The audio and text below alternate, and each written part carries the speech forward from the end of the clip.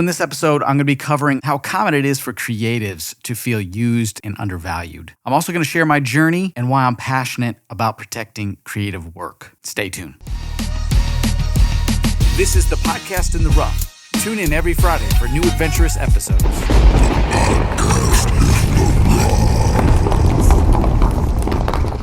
Welcome back to another great episode of the Podcast in the Rough. I'm your host, Zebulon Thomas, and this is episode 168. Protecting your creativity and avoiding being exploited in the industry. And I'm going to be pulling a lot from my personal experience, sharing some ideas, and helping you hopefully leverage what you have to create boundaries, stand your ground, and also safeguard yourself so that when you move forward in these creative projects, to build your career, to collaborate with others, and to earn a substantial income, that you don't sacrifice yourself, your mental health, your talent, and your time along the way. So first up, let's talk about qualifying clients. If you're a creative and you're strictly building your own business, maybe you're not looking to work under somebody, you're actually at the forefront and you're running your own brand or business, and you're finding clients to contribute to their business in some way. It really comes down to qualifying clients. And I just want to point out that I never had any of these boundaries in place until well after I hit major success, got burned several times, and felt that enough is enough. It didn't happen until after I got torn down. Hopefully you're not that far into your journey of your career as a creative, and hopefully you haven't crossed those bridges and had to burn bridges, if you will, because they were just too crazy to go back on. Hopefully you haven't experienced what I've experienced, where they say never meet your mentors. And hopefully what I share with you on this episode will also resonate with those who are getting into podcasting, because this is creative work as well. Especially if you're working with businesses and brands and sharing your platform, you want to make sure that you have these rules, regulations, standards, qualifications, and boundaries in place. How I do my qualification process for my potential clients is I look at, are they my ideal avatar? Are they the client that I'm going to rant and rave over, that's going to light me up with every text, email, phone call, meeting, and encounter that I have with them? I'm no longer interested in having to keep a client afloat or pep talk my client or convince my client to know the value that I bring to the table, to know the value of us coming together and working together. I'm also not interested in clients who think I work for them. I work with them. When I look for qualifying a client, do they align with my vision? So what does the vision look like for you? It's not going to be the same as mine. It might be similar, but it's not going to be the same as mine. But if you don't have that vision yet, basically you learn this over time after getting burnt, or you think in advance, like what does the best day ever, right, look like? If you had to plan out the best day ever, what would that look like? So think about that with your client. If I had the best client, and maybe I've never experienced the best client. I have. I've had several really amazing clients. And I'm like, okay, that's the new standard. And then you season a little bit more into that. So I look at think about it. What is your best client? And to share some examples, my best client, in reference to what I just said, they light me up. They make sure that I'm taken care of. They feed into the creativity. They are appreciative of the time and energy in my creative process to deliver the services that I'm providing. I create commercial videos. I create graphics. I come up with strategies that are next level for their business. Many of these strategies, they come with a high risk. And the high risk is stepping out of the comfort zone for the company, going, left instead of right, doing something never done before, being bold in the market. But all of that has been carefully calculated in my research to what is best for that company moving forward in the market. It's not going to hurt them. They think it might hurt them, but it's not. If anything, they think that, maybe many of our customers aren't going to agree with that, or our following is not going to agree with that. But the research I've done, if we do take this calculated risk, the potential for success and growth is substantial. And so I need my client to trust in my experience. I need my client to also understand the value that I bring and that I don't come cheap. And also when I look at a client for qualification, I also have to look at, not only are they trustworthy, how are they with contracts? Because I don't want this client to bail out of the contract and cause legal problems between us. How well do they take care of the people that do work under them, work for them? How well do they communicate and speak about the partnerships they currently have? How many partnerships do they currently have? How long have they been in business? Do they actually have the capital to afford my salary and services, along with bonuses, along with what happens if the market shifts Can we pivot? Can you afford to spend a little extra money to make a pivot, to change, to regroup, to re-strategize? Are they willing to fail forward? These are some things I look at. And listen, that's going to clean 98% of the people that you're probably looking at off the table. So for instance, I'm not interested in coming into a company where you have 15 videographers at the same pay grade, doing the same amount of work, and we're all giving each other orders. That's not my position. You have to look at the uniqueness of each videographer that is creating the content that you have within your company. We're not talking about editors, which those are definitely individuals as well that are separate in some way. You have color graders, you have sound designs, you have editors. A lot of these companies will just hire someone who can edit video and do all those things. But if you really want to take the market, you really want to stand out depending on the leverage you need in the market and the size of your business and the size of your pocket or cash flow, you're going to want to have editors that are just there to edit micro content. Then you're going to want to have editors who put together the content that then becomes micro content. And then you're going to want to have editors that are focusing on color grading the content. And then someone else who's set up to make sure the audio for that content sounds superb and on exceptionally professional. And then from, obviously I'm going backwards here, but where's the content come from? A lot of times the companies that I was working with, we would have a live stream software capturing video with high quality cameras, audio with high quality microphones,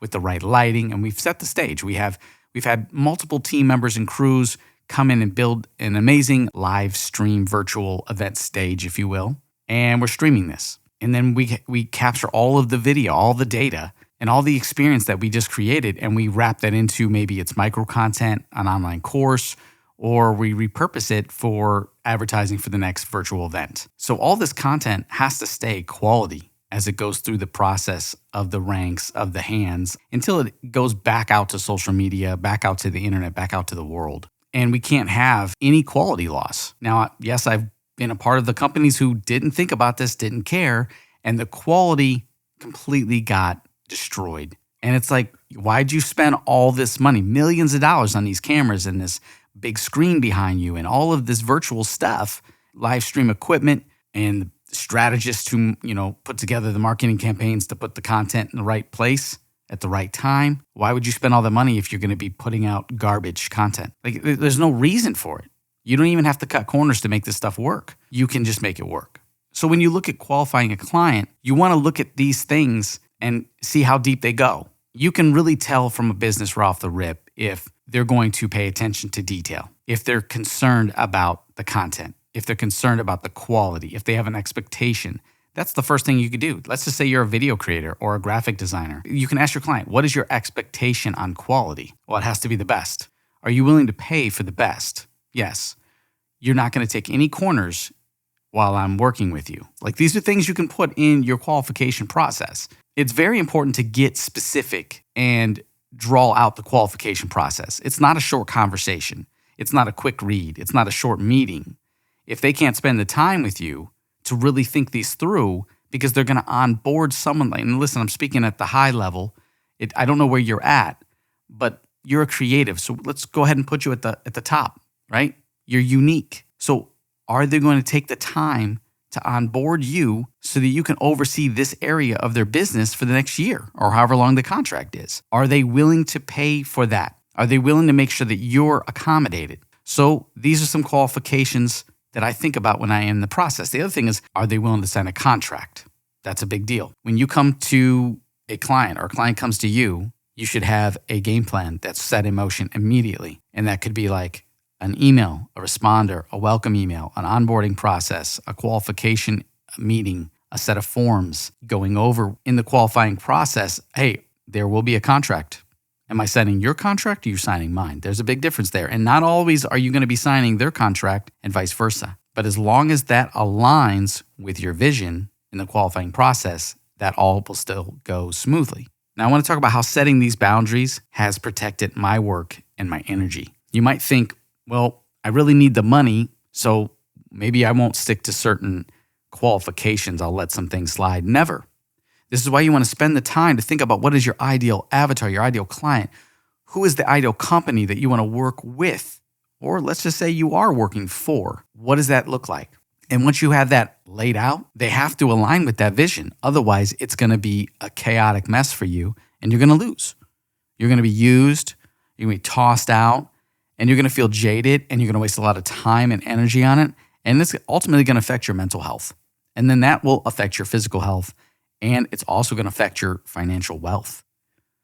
So it's very important to set the stage here so that when you go into these partnerships, creative career opportunities, that you're protected, safeguarded, and you're not wasting away your energy, your creativity, and your hard work. So please take the time to set this up. If there's anything you take from this podcast today, I want you to go back and I want you to write out and spend a few hours on it, spend a few days. What does your ideal client look like? I mean, listen, this isn't about dating. This isn't like, hey, what does my ideal partner look like? That's a different story. Because if we go out there and say, hey, the woman or man of my life, this is everything they have, all the qualities, this is how they look, act, this is the things they're going to do, what they're going to eat. And it's going to be very hard for you to find a partner. But in business, it's different. There's so many moving parts, so many gears, so many people involved in these companies and brands and the services they provide.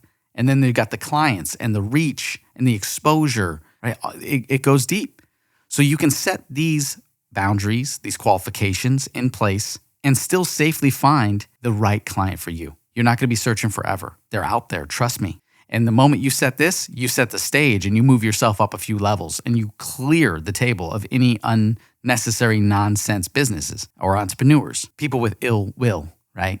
That are looking to take advantage of you and make a fast buck, if you will. So I want to talk about demanding fair pay. When I started my career, like many of you, especially if you're independent, you don't really know what you're going to earn. You might not even know what your value is worth. And you might be looking out all over the industry, comparing yourself to other people who also did not have a clue and just set a standard or set a pay grade. And you go, that must be the going rate. I'm going to go with that. And you might be overvaluing yourself, meaning like maybe you're not even at that skill level and you just assume that that's where you're at. And now you're getting paid and you're not actually adding the value and you don't have the quality because you're not there yet. And that's okay. You also might be looking at someone setting a pay grade and going, all right, that's it. And you're undershooting yourself because you're worth way more and you just don't realize it yet. And I've done both of those. I want to talk to you about this because this is why getting paid well is about more than just money. It's about respect. This isn't about, hey, I want to fill a position. Many times the pay being offered just takes care of the position someone took. And many times it's the bonuses that actually cover the value that the creative brings for that position. They're what you've done over the course of the year from month to month. But I like to look at it like, listen, I already know my worth. I already know my value. I already know what's the standard across the industry. I know where I fit in with my uniqueness. I have a track record of experience and I know what my work provides, my strategies and my videos, what they provide to the client. I know that it makes them very, very successful. And because I have this is why my pay is where it is. And I'm not willing to negotiate that pay at all. If I've taken the time and have the years of experience, I know where I sit. I know that I'm not worth more and I'm not worth less. This is exactly where I need to be. If you, the client or the partnership decides, or the collaborator decides to pay me over what I'm worth, that's you taking care of me. That's them taking care of me and respecting my uniqueness, my creativity, and my skill sets. And that also, taking care of me, makes me want to be involved more and take a little bit more time when things are hard and to think outside the box and to put more effort into that business. And I have my own set of boundaries, like not to spill over, not to overexhaust myself anymore for any kind of client or partnership or sponsor. I know where I need to be. But when the creativity is there, I might go an extra couple hours, a few more days, or I might sit on it and think about it a little longer and then come back to it and go, this is the right decision because they're taking care of me. Now at the base pay that I've set, that means that I know that I'm committed to work for that client, for that company, to pivot when they need to pivot, to work through hard times, to maybe work a little overtime when needed, to do the things I need to do to make sure that it is done right with quality through and through, and I've added massive value at the best way I know how. That's my standard. I'm not going to lessen my standard just because I got in and I'm getting paid what I want. I'm actually going to definitely over-deliver. That is my goal. That is my standard. I over-deliver. So when you get paid well, again, it's more than just about the money. It's about respect. Do they respect you? Listen, you're not a dime a dozen. You're unique. If they've come to you and you have a unique set of skills and you're creative, if it aligns with what they have and they want to go in that market, they want to change the game a little bit, they need you. You don't need them. They need you. You can go anywhere. You're the creative. They need to respect that. Now I want to talk about non-negotiables. What are they and how do I communicate them to my client, partnerships, sponsors, and anyone who wants to work with me? Things that are non-negotiable. I do not sign NDAs. I work with too many people, too many entrepreneurs, too many businesses, too many companies. I have my own projects. NDAs don't allow me to cross lines. There's a lot of gray area there and it becomes a problem. So I do not sign NDAs. If they have a problem with that right off the rip, we're done with the conversation. We don't move forward. There is no NDAs. Besides, the position that I am brought into companies to do things as chief executive strategist or creative strategist and head of productions. And what that means is I've created your next level, your strategies, your framework, your blueprint, the whole nine, the new thing. I created that. So an NDA would basically, in a roundabout way, state that I can't take those same strategies somewhere else. Everything that every company I work with is unique in its own way, and strategies are similar, but they're actually customized to those companies and their prospects and services. So I will not sign an NDA because I've created the very thing that's going to make you successful in the next stage of your business. So I won't do that. I did that in the past and I got burnt. Really, really bad. Not doing that again. Because NDAs also lock you in. So that's non-negotiable. My pay is non-negotiable. You want to pay me more? Awesome. The amount of time that I put into a project is not something that we are going to put in a contract agreement. Like you're not gonna lock me into a time. Like I'm not looking at a clock. I'm not punching a clock. That's non-negotiable. I work on my time. You get what the creative provides you when they provide that to you. And because I'm a professional, you won't have to wait very long. And if there is a delay in a project, it's because I'm making sure that it's the best that I can deliver on, that the world wants to receive or that your business needs to either bleed or grow. Okay? If you rush something, your company's gonna bleed. If you take the time and you allow the creative to get the thing to you, if you allow me to actually create something and have the headspace I need to pause when I need to and come back to the project and deliver, your company's going to grow. It's not going to bleed. And that's part of that respect. So these are non-negotiables. The other non-negotiables, you do not get to dictate what I do outside of the time I have with your company. You do not get to dictate any of the platforms, strategies, podcasts, businesses, endeavors, partnerships that I've created up until the point we found each other. We've signed this agreement. We've moved into a partnership. And therefore, after, you do not have the right to say or dictate anything that I do outside of the work that I do for that client. That's non-negotiable. And you might not think that that's a problem, but it is. Sponsorships will put their hand in your pocket. Entrepreneurs will hold your tongue. People will waive money and hold money from you unless you shut things down in order for you to work with them. There's a long list of these things that can happen. And if I feel that a client is bringing me on board for something to help them become successful and they've set rules and restrictions on me from the get-go, that's not a good partnership. That's not someone I want to work with. And the answer is no. Now I want to share some tips for you to identify and confidently stand by your own worth. What does this mean? This doesn't mean ego. This means, what have you done in the past that has led you to this position where you know that you can make a significant amount of money doing what you do, or any kind of money, that you can actually get paid for your services? If you're I'm talking to creatives, okay? Not just anybody making a business. These are for the creatives. You know who you are. When you identify what your worth is, when you identify with confidence that you create something of value for whoever wants to plug into that, that's where you know that you have something solid, and you need to stick with that. That just means that, listen, maybe you don't have a track record of success with it, but you have creativity. You're very successful. You know how to make something work. So to stand by your own worth simply means that you know the value that you bring, the uniqueness you have in this world, in the industry, in your space, and the amount of time and energy you put in on that. And what does that mean to you financially? Listen, you're never going to get paid exactly what you're worth because your time is priceless. So you really have to look at, what are you creating? What is exciting? What does the process look like? If you got paid well enough that it doesn't stress you out, if you have to work a lot doing the thing that you love to do, that becomes the thing that's super creative, that also could become the thing that you don't like to do because you have to do it so much and that stresses you out. And then you have burnout. You have to be able to be compensated and know where all of this lies, including those qualification processes that you've set in place, what you're not willing to negotiate, how much you're worth, so that all that sits in place to make sure that you don't spill over, you don't get burnout, you don't get overworked, that you have the freedom and the time to work with your ideal client and create massive value there and continuously provide in that. And that's how you own your worth and you stand by it. It's about setting the boundaries. Yes, we all have these skill sets and we know how to do things and we can compare ourselves to others. I really say don't compare yourself to others. If anything, look up to others. Get ideas from others. Look at them and go, that's exciting. That inspires me to do my own thing. Or how can I make that thing something different? And then you've set the respect across the industry as well. So we start to respect other creatives, which I would like to say that we do. I don't look at other creatives and not have respect for them. I actually go out there and do that, but that's who I am. I also don't compete. Anybody trying to compete, you can see that from a mile away.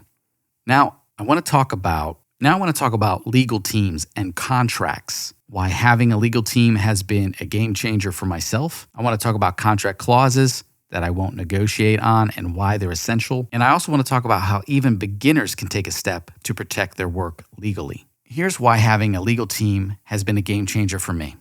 Again, I've taken on so many different roles within my industry, respectfully. I've built myself up to be a super creative, and I'm a multi-skilled in a lot of areas. I don't just do commercial videos. I do all types of productions. And from there, I also do graphics and sound design and color grading. Like the entire production process is what I do. Outside of that, because I had to become a creative strategist, how do I make what I do and turn it into something exciting that could be profitable for a business? And how do I scale that? And so I ultimately became a strategist.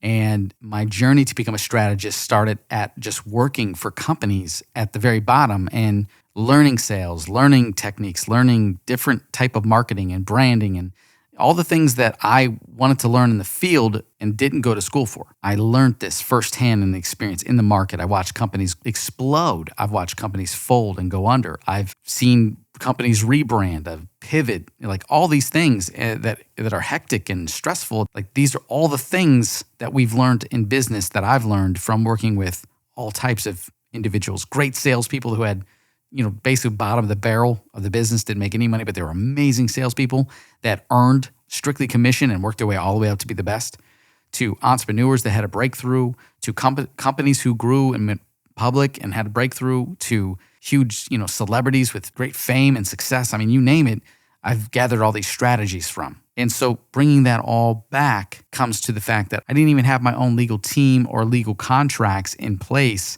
before I hit major success. Give me a little credit here because I studied law and contracts since I was like 16. So I knew a lot about contracts, starting with, just legalities in the music industry. And I studied all these things, and then that got me interested in different clauses and stuff. So at my base level, I at least respected what was out there, and I made sure that I protected and safeguarded my productions and my business. With every production, I at least provided waivers and release forms and made sure that if I was using music, I paid for that, and I provided the documents, and I saved all this stuff so that I just knew that, hey, if there was ever an issue, I have a waiver and release form on this company or these people or this product or service. I have a right to use these things, and I can present those documents. But after I started to find more success and I started to work as a strategist, I started to work firsthand with these attorneys and lawyers and legal teams within these companies because we're creating product and services and strategies and just something new to the world that had to go through a check legally to make sure that we had everything we needed secure enough before the public hit it, before we got attacked or, there was lawsuits that happened. And so I found myself, making phone calls to the legal team or dealing directly with an attorney or a lawyer about a particular piece of production or some copy or a new course that would come out or, an online virtual event that was being put together and how we strategize that. And we have to remove certain things. And it was very interesting. It was exciting too, because I learned a lot. I learned a lot about what you can and can't do in the industry and things that are like red flags and things that would be questionable. And, if you want to push through and still, put that in there or have that out there, do you have the backing to support it if there is a situation where you need to present some documents? Like all of this stuff, very exciting. And so I quickly learned about that. And then I learned the hard way about with certain NDAs, oh, I signed this, but now I'm not allowed to do these things. And they have a team that's bigger than mine and they're more funded. And how do I beat that? And then I started to get smart and I started to find my own team, build my own legal team, get my own contracts and legal documents and study more and lean into that. And then I have something sound. In fact, in my own personal business, I know how to write my own agreements and contracts, and I know all the legalities and how to write them because I've had so much experience with this. I do still run this by my legal team and my personal attorneys and lawyers whenever, depending on who I need to go to. Listen, it's not just one. Depending on where you're at, when you start to do multiple things, you got to have a legal team. And this is a team of people that are doing a lot for you. Like they're negotiating contracts, making sure the contracts that are coming in are cleared to sign, they're safe to sign, and what the potentials are, and what's good, what's not good. Also inside your legal team, in my case, because I create content, they're scouring the internet for people who have stolen my content, either from myself, one of my brands, some of the partnerships I have, sponsorships, or maybe they stole it from a client. And they go after this thing and they shut it down. They move forward. They do whatever they got to do to make sure that is taken care of. They also seek out any clients that are doing stuff in the background that we find out. And we find out. I've had many partnerships and sponsorships that end up going against what's in our agreement. And they're breaking contract because they're doing these things outside of it. One of the simplest thing that you would think that nobody thinks about is the fact that if I create something for you, a commercial content, I'm the only one that is allowed to manipulate and edit that content, meaning that all the way down to the micro content, they are not allowed to manipulate or cut up that content. That means that myself and my team are editing and creating the content you need, and it's solid, it's done, then you post, and there's rules and restrictions on how to post it. There's guidelines, I should say, to how to post to make sure the quality is consistent. But, I've seen it where I could look at a video, a piece of content, and I go, you sent that to a third party to make this for some reason. I don't know why you would do that, but you paid someone else to take this content and shift it and alter it in some way. It looks the same. They'll say it looks the same. How can you tell? Well, the frame rates are wrong. I shot in a certain frame rate. They didn't understand that. Maybe they didn't know it, and they exported whatever that video content is in a different frame rate, and I can see it. It's all messed up. Well, I can't notice it. Well, you violated that. You can't do that. Or, hey, you know what? You put some text on the image, and you export in the quality that is not the raw files, so now the quality is less, and you could have just asked me to put the text on the image or the video and export it again. You cannot do those things when you work with me. It's non-negotiable. And we don't even give a warning. There's no more warnings in this stuff. I've been doing this for too long. I can't help it if clients and companies coming up don't respect that or are unaware of the fact that they can't manipulate content if it comes from a creative unless they have the agreement and that right in their, in their partnership or agreement contract. They can't do it. There's no warning. So once we see it, we go after them and it becomes a problem. And not a problem for us, a problem for them. Now, again, I've mitigated these risks for all parties because of my qualification process. I no longer have clients that I work with that actually are in the market for doing stupid stuff like that. They have everything they need where it needs to be, and they follow those guidelines, and they're respectable, and they do that. And so we don't have those problems. Contracts and legalities are very important. So not only putting together a legal team is important, you need that. And that could just be simply at the very beginning, you just have an attorney or a firm, law firm that you consult with. Contract clauses that I won't negotiate on and why they're essential, I want to talk about that. Number one, I own 100% rights and royalties to my content that I create. I'm the creative. I'm putting in the time. I'm wear and tear on my cameras, my equipment, my software, my computers. This is all me. And because of that, I own all of the rights to my content. That is non-negotiable. I do not share my rights with anybody. The other thing I don't negotiate on is that when you bring me on board or we partner up to do a project, you're accepting the fact that I have a unique style, and that's the style that I'm going to work on. That's my creative. That's what I do. That's my signature. I'm not going to do anything outside of my style or my creative abilities, meaning that you're not going to get me to edit in the style of someone else, or I'm not going to see something that you show me and recreate that. You're going to get how I see it, how I create, and that's not negotiable. And the other thing that's not negotiable is it's not okay for you not to make sure that I'm paid on time. It's not okay. You don't get a grace period. You make sure that you pay me on time every time, if not before the time the payment is actually due. That means if pay falls on a Sunday, you should have payment to me Thursday or Friday and make sure that it's going to be available to me before that. It doesn't matter if I don't need that money. It's not like I'm like, oh, if I don't get the money, I'm out. It doesn't matter. When it did matter, it was very important. Just because it doesn't matter anymore. Like I'm speaking to you, like if right now you're pinching pennies and you live off of that client's money, then it matters. But I'm saying it should still matter even after you've got yourself with savings and you're doing very good and you have multiple clients paying you. It's the respect. That's called taking care of you. They need to take care of you, make sure that you're good because you're adding the value. Here's the thing I want you to think about, okay? Maybe you're not there yet, maybe you are. I had this realization and I said, I'm not doing it anymore. No longer will I undervalue myself because my client will ultimately end up making more than me because I'm going to make them so much more successful, and that's okay. But I'm not going to sit here and get the low end of everything and get left with nothing while they go succeed and make a lot and have everything they want, all their dreams opened up because of what I do. That's what I do. And that's why I have the value I have. That's why you pay for that. Okay, so let's say you're a beginner. Here's some ways that you can start to protect yourself. First of all, just do some research. You can go online and you can purchase legal contracts. There's sites that you can subscribe to that help you build the right legal contracts. It really doesn't cost much to consult with an attorney and have them draft up a contract. I mean, if you have to save up, save up. But make sure that you draft up exactly what you need for what you're trying to do in your business and endeavors. File your paperwork. Make sure the biggest thing is if you're doing creative work, just make sure you have everybody sign something that leaves some kind of trail. That is, you own your work, okay? Maybe you're not like me and you're not going to own 100% of your work and royalties. Maybe that's just not something you're interested in or something you can do at the time. I started there and I've never budged and it's always worked for me. But I'm saying is make sure you have some kind of legal binding agreement signed that states your position, your ownership, your deliverables, and everybody's what the partnership looks like on paper.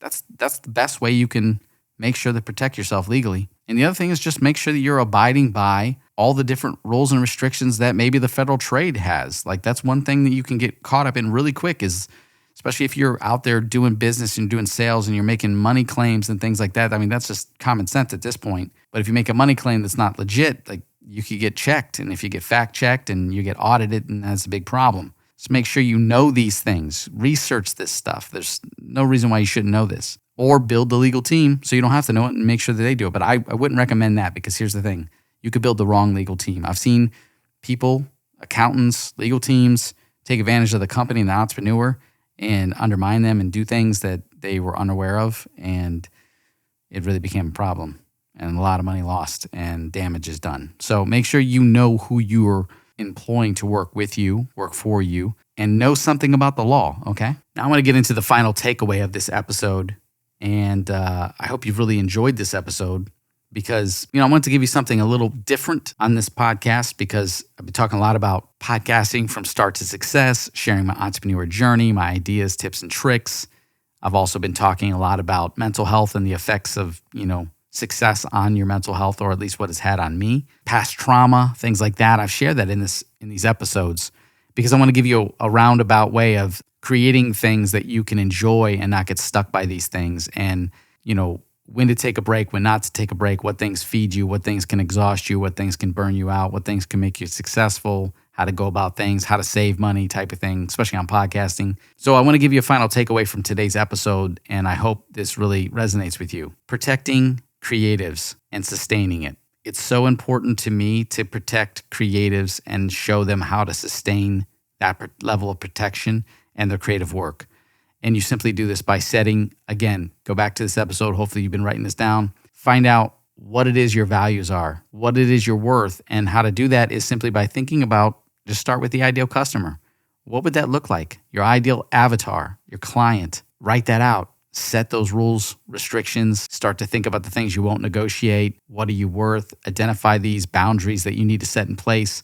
And that'll ultimately protect your creativity, your work, and ensure that you're good for years to come. And so that you don't have it rough and you're not stressed out and you're not creative anymore. Because when you're stressed, you lose creativity. Also, I want to encourage all of you to take some time and check out my podcast Success Secrets Mastermind by heading over to thepodcastinrough.com/learn, because I talk a lot about these things and I go really deep into details about entrepreneurship and podcasting and how to be successful, and even some online courses and stuff like that. All the things that I've done to be successful and help other people make success in their careers and their businesses inside this podcast, Success Secrets Mastermind. It's a lot of fun. It's a great community, and I think you'll benefit from it, especially if you're a creative and you're trying to navigate the waters and you're unsure of what that looks like, or that you've been burned and you want to stand on your own now and not get burned anymore. Definitely check that out. Again, that's thepodcastinrough.com/learn. And last but not least, remember, just trust your value and the work that you do, your creative mind, the creative process, and how unique you are. And just know that the vision you have is the vision that you've earned, learned, and developed. And it's worth it. You're worth it. So thank you so much. Be sure to subscribe, leave me a rating and review under this episode on Apple Podcasts or Spotify, and let me know how I did. And I look forward to talking to you again very soon for another great episode of the Podcast in Rough. Take care.